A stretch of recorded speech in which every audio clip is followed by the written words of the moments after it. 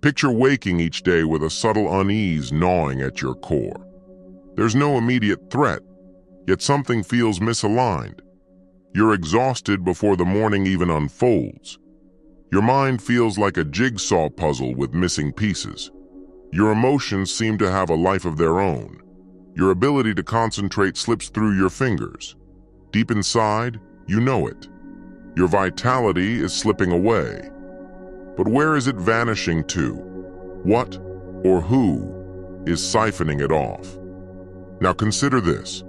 What if the greatest danger to your inner calm isn't the turmoil of the external world, but the invisible currents within your own mind?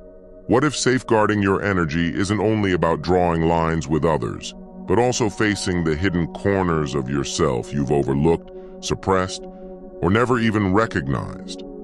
In this journey, we'll uncover how to shield your energy through the clear-eyed, profound wisdom of Carl Jung, the Swiss thinker who reshaped how we view the psyche, the self, and the spirit. Jung didn't just probe what we feel. He dug into why we feel it, and more crucially, who within us is experiencing those feelings. The answers might startle you, and they could transform how you live. We'll explore ideas like the shadow, projection, individuation, and psychic inflation, but without the scholarly haze. We'll distill them to their core so you can weave them into your everyday life. Your connections, your mental clarity, your decisions, your energy. And yes, by the end, we'll uncover a truth so simple yet so life-altering, it could reshape your inner world forever. Stay with me until the final revelation, because this last insight weaves everything together. Let's embark on this quest to reclaim your energy, not just by guarding against the world, but by mastering the unseen realm within you. First, we must grasp one truth. Your energy doesn't vanish by chance. Energy trails your focus, and where your focus lingers, your energy pours. Every second you spend fixating on a slight, revisiting old scars, seeking approval, or carrying unearned shame, you're giving away your life force like spare coins. But why do we do this? Carl Jung offered a piercing insight. Because we are not whole, we are splintered. Parts of ourselves dwell in obscurity, rejected, feared, or forgotten. Jung named this the shadow, the aspects of ourselves we refuse to acknowledge. And here's the catch. When we deny our shadow, we project it onto others. We point fingers, we harbor resentment, we dread them.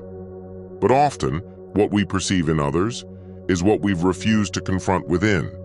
Ever notice how certain people exhaust you just by existing near you? It's not always because they're harmful. Sometimes they mirror something in you that you haven't yet reconciled. Jung said, "What angers us in others can guide us to self-understanding." Profound, isn't it? So protecting your energy isn't just about dodging negativity. It's about reclaiming your strength by owning your inner landscape. It's not pleasant, but it's the dawn of liberation. So ask yourself, where is your energy flowing today? Is it stuck in the past, replaying old arguments, mistakes, or sorrows? Is it caught in worry about the future, in scenarios that may never unfold? Is it stolen by that inner voice that whispers, "You're not enough, not prepared, not deserving"? Or is it sapped by the facades you uphold to blend in? Jung taught that most of us operate from a persona, the curated self we show the world. But behind that mask lies the authentic self, quietly waiting to be recognized. Every time you betray your truth to appease others, you drain your energy. Every time you stifle your anger, your grief, your realness, you pay a cost. And eventually, the toll arrives, as burnout, as disconnection, as despair. Jung's antidote, individuation. The lifelong journey of becoming who you truly are, not who the world expects you to be. This isn't a fleeting trend. It's the timeless pursuit of wholeness. And it's the ultimate way to guard your energy, because when you align with your true self, you stop hemorrhaging energy into falsehoods. So let me ask, What parts of yourself have you cast aside? What emotions have you deemed unacceptable? What dreams have you buried to be accepted? The answers aren't just revelations. They're the keys to your resilience. And here's a deeper truth. Every time you confront your shadow, you reclaim energy. Every time you embrace a forgotten piece of yourself, you grow stronger, calmer, more you. This is challenging work, but it's the work of a lifetime, and Jung provided the roadmap. In the next section, we'll delve into the traps that sap your energy and the practical ways Jung's teachings can set you free. You'll learn how to spot projections, release emotional hooks, and move toward inner unity. This isn't just about avoiding exhaustion. It's about claiming your power, not through dominance, but through awareness. Because when you know who you are, nothing external can unsettle you, and true protection comes not from barriers, but from clarity. Shall we press on? Let's dive deeper. Imagine standing in a hall of mirrors, yet none reflect your true self. Each shows a warped version, some idealized, some grotesque, others strangely empty.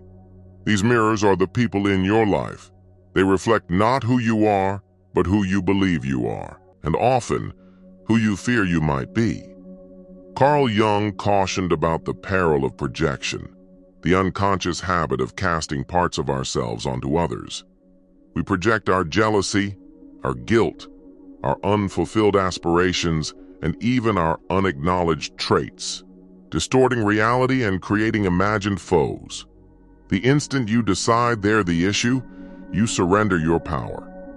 Ask yourself, when did someone last spark a strong emotional reaction in you? Was it truly about them, or did they touch a wound you haven't healed? The people who drain you most might not be energy thieves, they might be messengers of your shadow. Until you see the pattern, you'll keep stumbling into the same emotional snares. Jung taught that what we don't consciously address within ourselves, we'll encounter as destiny. In other words, if you keep thinking, "I always end up with the wrong people," the universe isn't cursing you.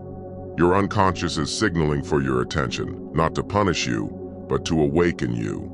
Protecting your energy demands emotional courage, starting with unflinching honesty. You must ask tough questions.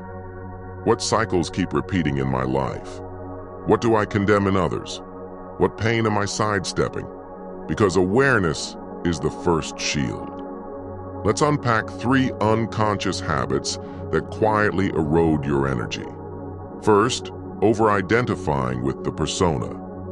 Your persona is your public face, shaped by societal rules, family pressures, and survival instincts.